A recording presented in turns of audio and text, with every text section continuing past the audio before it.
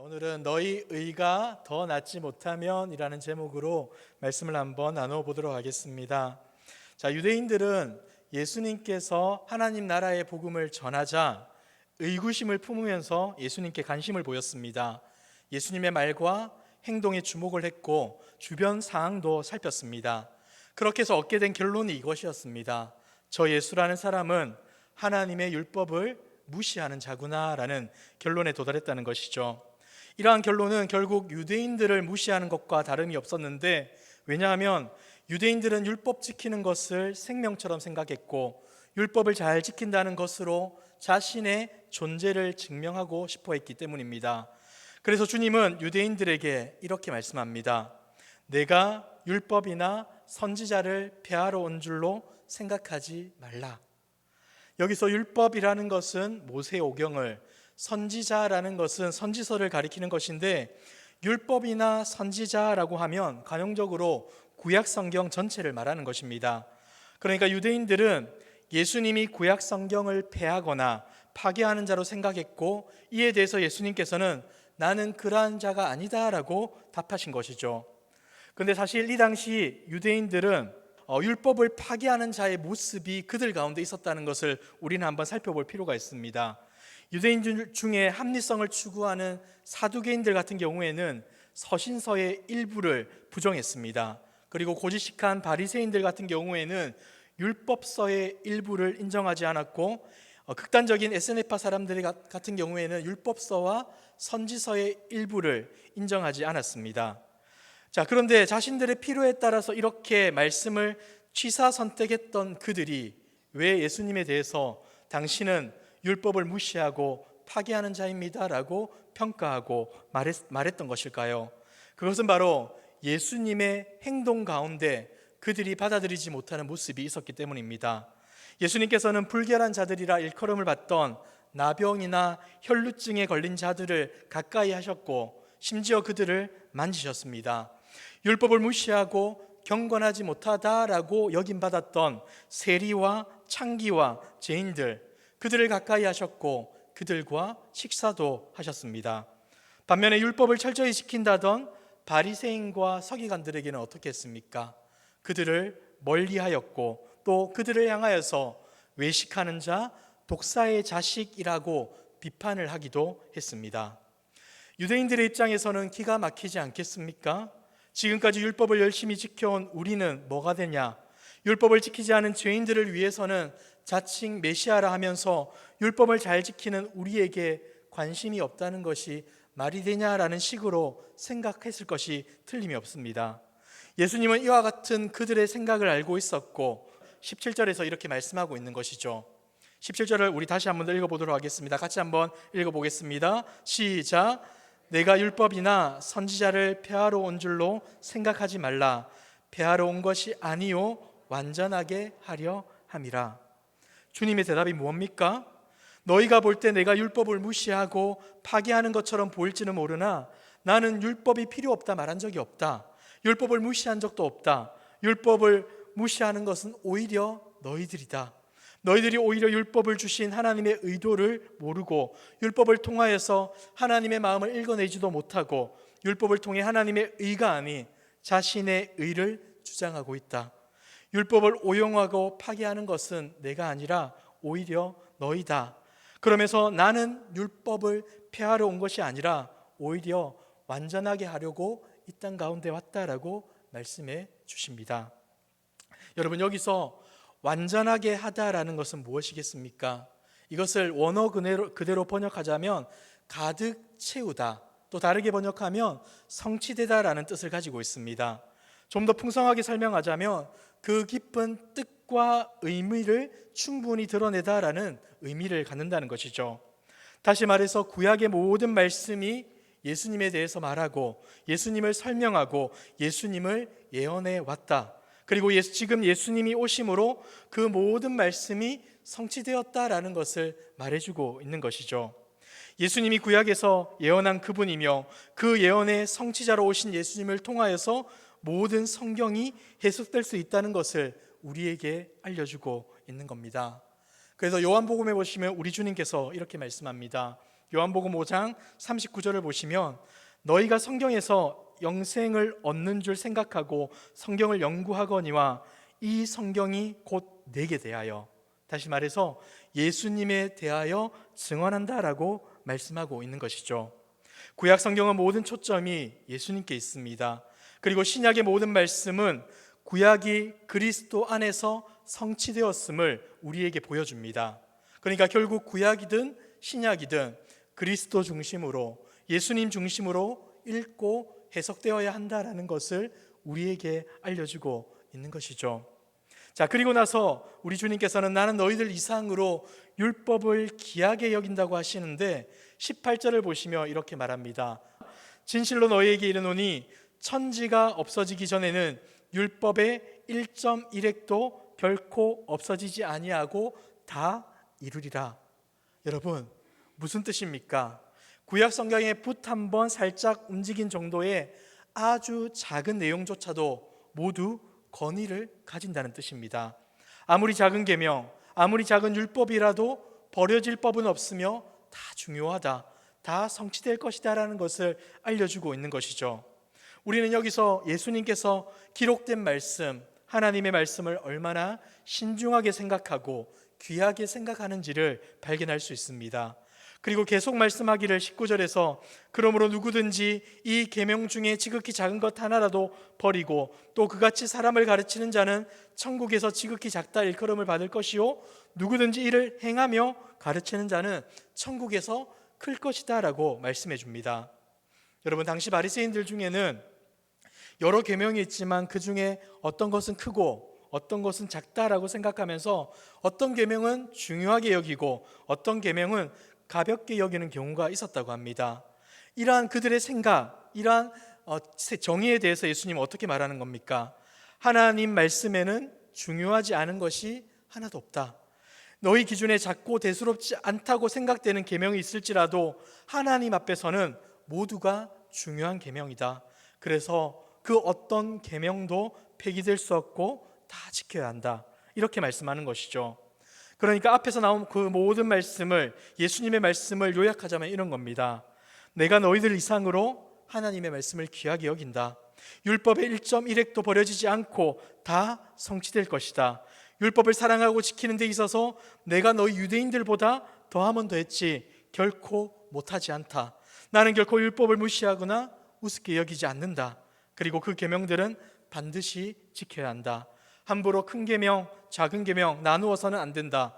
제대로 지켜야 하고 모든 것을 지켜야 한다라고 우리 주님께서 말씀해 주고 있는 겁니다. 근데 여러분, 우리 주님께서는 정말로 율법을 잘 지키셨습니까? 복음서의 기록을 보시면 꼭 그런 것이 아니다라는 생각이 들 때가 참 많은 것 같습니다.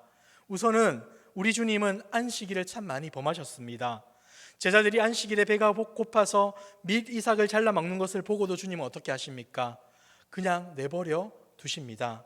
안식일에 일부러 손 마른 자의 그 손을 고쳐주기도 하였죠. 뿐만 아니라 음식을 먹을 때 손 씻는 정결법에 대한 규정도 부정하였고, 본문 21절 이하를 보시면 살인, 간음, 맹세, 보복, 이웃사랑에 대한 규범들을 언급하시며 나는 너희에게 이른다라고 하시며 율법의 외형적 준수가 아니라 내면적 준수가 중요하다는 취지로 율법의 새로운 해석을 알려줍니다. 그 중에 이혼에 관해서는 어떻게 말씀합니까? 5장 31, 32절을 보시면 이렇게 말합니다. 우리 같이 한번 읽어볼까요? 시작.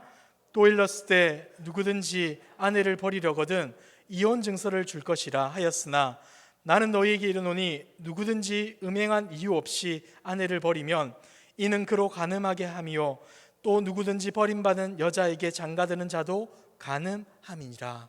아멘. 모세가 허락한 이혼 규정을 정면으로 반박하고 계신 겁니다. 실제로 이렇게 많은 율법의 규범들을 거부하고 어긴 것이 바로 예수님의 모습이었습니다. 그런데 율법의 1.1획도 무시할 수 없고 천지가 없어지기 전에는 다 이룰 것이다 라고 하신 주님의 말씀, 그 말씀의 의도는 무엇이겠습니까? 지금 주님은 유대인들이 생각하는 방식, 그러니까 율법을 규범적으로 엄격히 지키겠다는 뜻이 아니라 하나님께서 율법을 주실 때 그 의도대로 온전히 성취하겠다는 말씀입니다. 실제로 모든 말씀이 주님 안에서 더 완전하게 성취되고 이루어졌습니다. 그러므로 우리는 구약의 율법을 문자 그대로 볼 것이 아니라 예수님 안에서 어떻게 해석하고 어떻게 지켜야 할지를 생각해 보아야 한다는 것이죠. 우리가 이것을 살피기 위해서 구약의 율법을 한 3가지 범주로 생각해 보면 좀 더 이해하기 좋을 것 같습니다. 첫 번째는 의식법입니다. 의식법. 이 의식법은 예배와 관련된 법률인데 여기에는 제사제도, 제사장제도, 성전에서 관련된 각종 규례와 정결의식이 포함이 됩니다. 이것은 1차적으로 예수 그리스도를 가리키는 그러한 내용입니다. 우리가 잘 아는 것처럼 예수님께서 온전한 제사장이며 완전한 제물이시며 참된 성전이라는 것 다 알고 있지 않습니까? 더 이상 제사와 관계된 의식법들이 필요 없게 되었다라는 것을 우리에게 알려줍니다. 다만 그 속에 있는 하나님을 사랑하는 것과 하나님을 예배하는 거룩한 원리는 남아 있어야 된다라는 것을 알려주는 것이죠. 이것이 첫 번째 의식법입니다. 두 번째는 시민법입니다. 이 시민법이라는 것은 일상생활에 적용되는 법으로 이스라엘 백성들이 정의롭고 공정하게 살아갈 수 있도록 돕는 역할을 했던 법입니다. 이 원리와 원칙을 지금 적용하는 것도 참 좋겠지만 시대와 환경이 너무나 달라졌기 때문에 그것을 문자적으로 적용하기보다는 그 원리를 적용하면 될 것 같습니다. 그리고 마지막은 도덕법입니다. 이 도덕법은 하나님께서 직접 우리에게 주신 말씀으로 엄격하게 준수되어야 할 법입니다. 이 법에는 하나님 사랑과 이웃 사랑에 대한 규범들이 나오는데 예를 들어서 하나님을 사랑하고 섬겨라, 하나님만을 섬기고 우상들을 만들지 말아라, 하나님께 영광 돌리는 삶을 살아라, 7일 중에 하루는 쉼을 가져라 라는 안식법 등이 이에 해당합니다. 또한 부모를 공경해라, 살인하지 마라, 간음하지 마라, 도둑질하지 마라, 거짓말하지 말아라, 남의 것을 탐내지 말아라 하는 것들이 바로 이 도덕법에 해당합니다. 예수님께서는 이 방대한 율법의 핵심을 어떻게 정리해 주었습니까? 마태복음 22장에 보시면 어느 날 율법 교사가 예수님을 찾아와서 한 가지 질문을 합니다. 선생님, 율법 중에 어떤 것이 가장 큰 계명입니까? 라고 물어보게 되죠. 이에 주님은 어떻게 대답합니까? 마태복음 22장 37절에서 40절을 보시면 예수께서 이르시되 내 마음을 다하고 목숨을 다하고 뜻을 다하여 주 너의 하나님을 사랑하여 사셨으니 이것이 크고 첫째 되는 계명이요 둘째도 그와 같으니 내 이웃을 내 자신같이 사랑하라 하셨으니 이 두 계명이 온 율법과 선지자의 강령이니라. 아멘.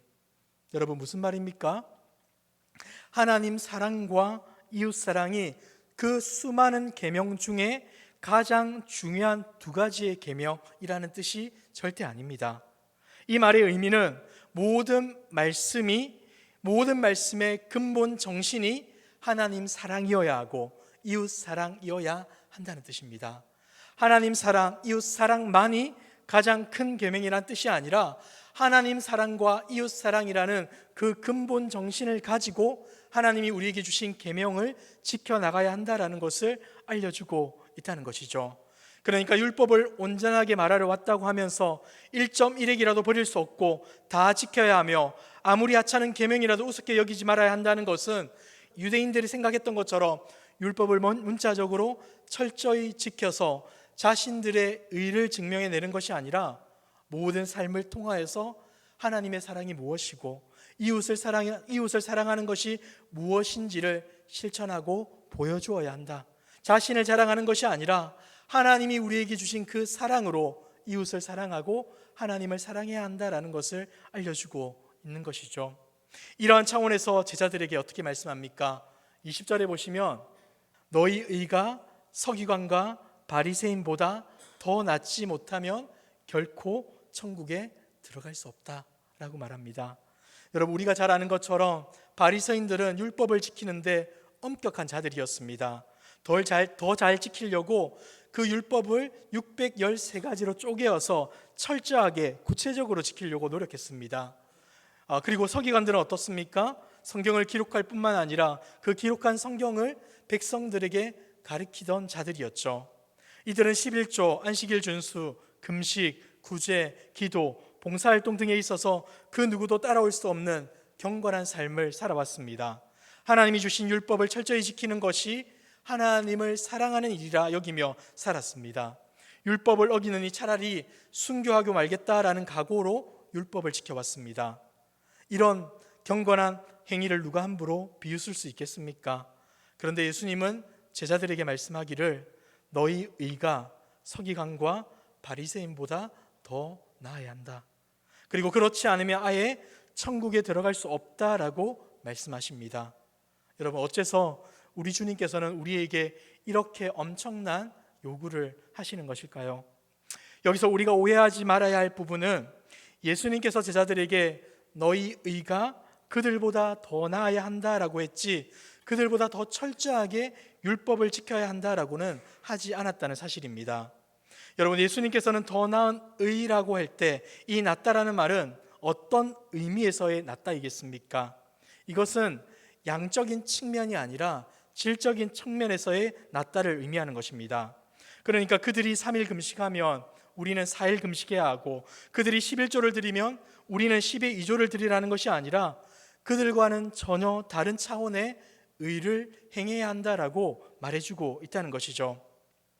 서기관과 바리새인의 의는 하나님을 드러내는 것이 아니라 자기를 드러내고 자신을 증명하는 의였습니다. 자기의 의로움을 하나님과 사람 앞에 증명해 보이기 위하여 율법을 지키는 일에 철저했던 것이죠. 이런 그들의 내면에는 자기를 부인하고 하나님을 사랑하는 마음보다 경건한 모양으로 자신의 의로움을 증명하는 욕망이 가득했습니다. 그러다 보니까 율법을 지키면 지킬수록 겸손해지는 것이 아니라 교만하며 또 자기 자신에게 만족하는 삶을 살아갔던 것이죠. 심지어 그렇게 율법을 철저하게 지키지 못하는 사람들을 향해서는 지적하고 정죄하는 것도 어렵지 않게 했습니다. 예수님은 제자들에게 너희는 이런 식의 의가 아니라 하나님을 사랑해서 하나님의 은혜에 감사해서 속에서부터 흘러나오는 사랑으로 말미암아 지켜지는 그런 의를 행해야 한다라고 요구하고 있는 겁니다.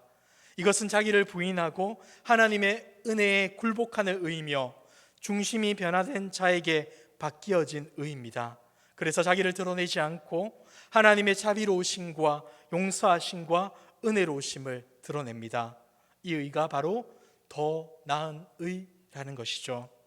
여러분, 그런데 여기서 주님께서 너희 의가 서기관과 바리새인보다 더 나아야 한다라는 이 말씀 안에는 예수님을 믿으면 저절로 그 의가 흘러나온다는 것이 아니라 우리가 열심히 힘쓰고 노력하고 애써야 한다는 그 겉면의 의미 또한 포함되어 있다는 것을 우리는 잊지 말아야 합니다.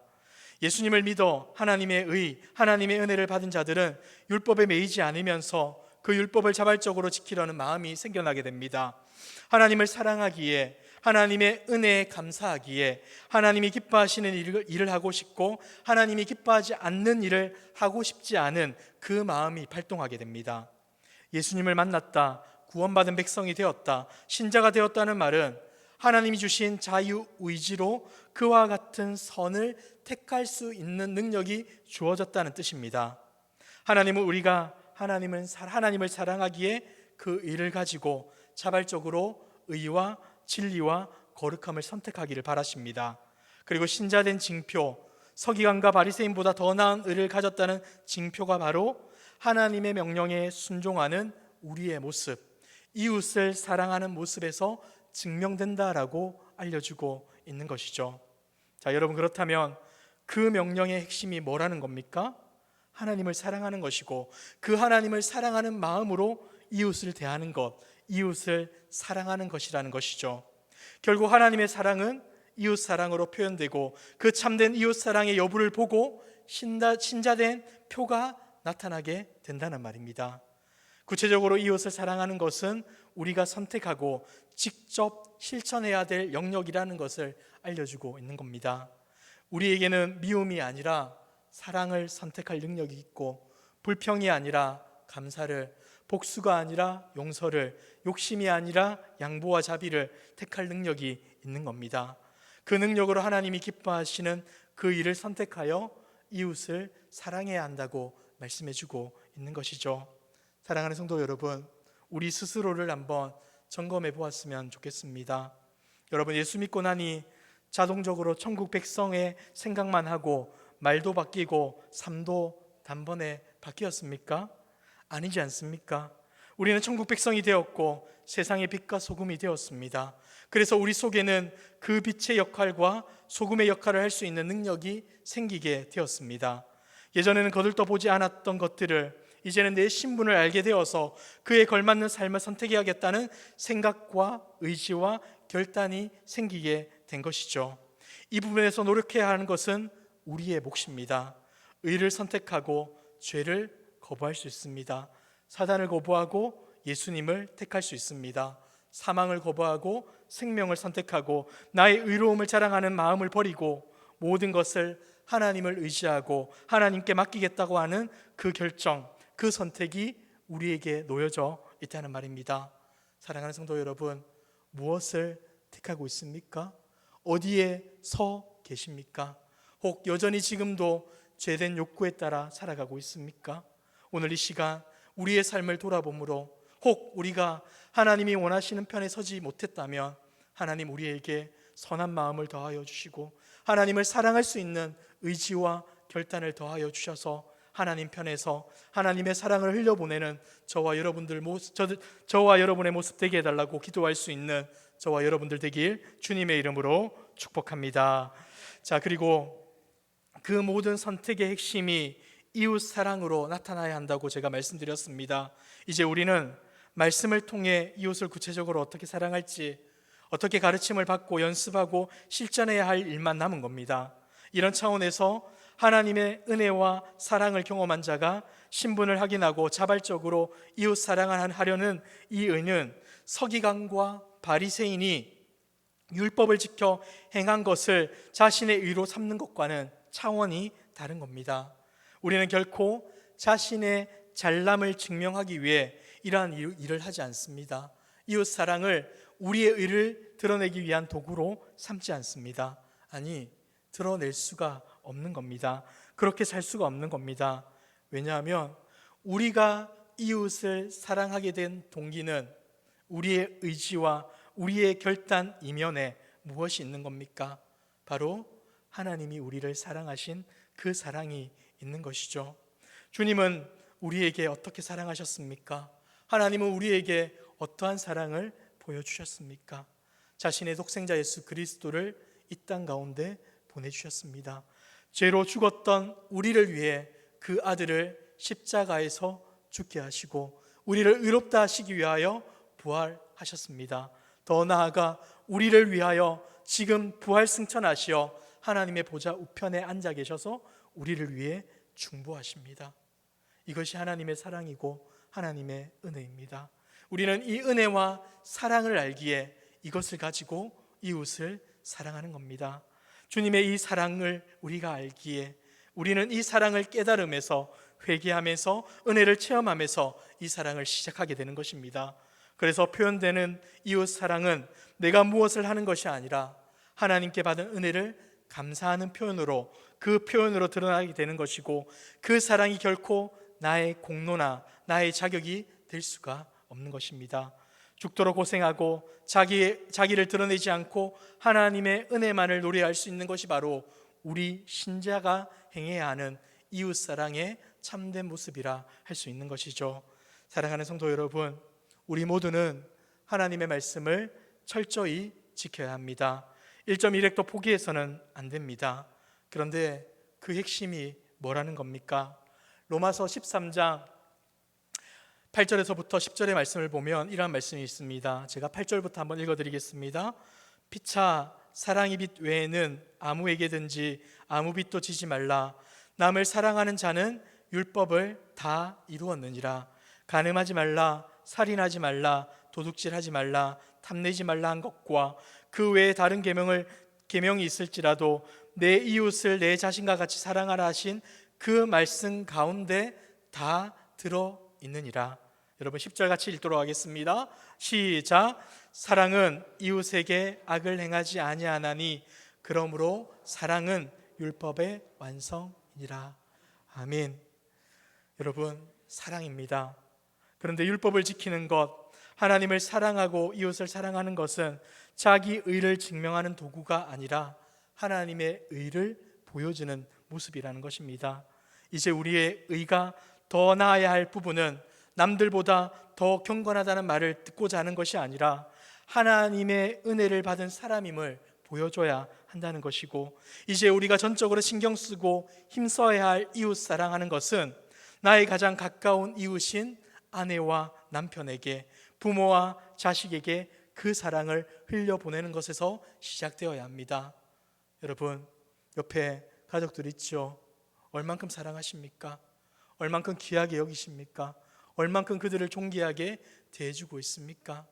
저는 그렇게 잘 못합니다. 그렇게 하는 것이 쉽지 않습니다라고 말할지도 모르겠습니다. 그런데 우리가 해야 될 사랑은 우리가 가진 사랑이 아니라 하나님이 우리에게 주신 사랑으로 하는 겁니다. 만약 그러한 사랑이 없다면 우리에게 있어야 될 고백은 무엇이겠습니까?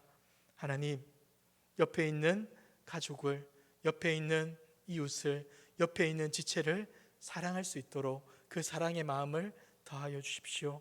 그 은혜의 마음을 더하여 주십시오. 그리하여 주님처럼 우리 또한 그들을 사랑할 수 있도록 우리를 변화시켜 주십시오. 이것이 바로 우리에게 있어야 될 고백이고 우리에게 있어야 될 기도의 제목이어야 한다는 것이죠. 사랑하는 성도 여러분, 더 사랑하는 자가 됩시다. 그리하여 주님의 은혜가 우리 안에 있으며 주님의 사랑이 우리를 움직이고 변화시키고 있음을 보여주어 우리의 삶을 통하여서 하나님의 이름이 영광 받으시고 하나님의 모습이 밝게 드러나는 일에 쓰임 받을 수 있는 저와 여러분들의 아름다운 모습 되시길 주님의 이름으로 축복합니다.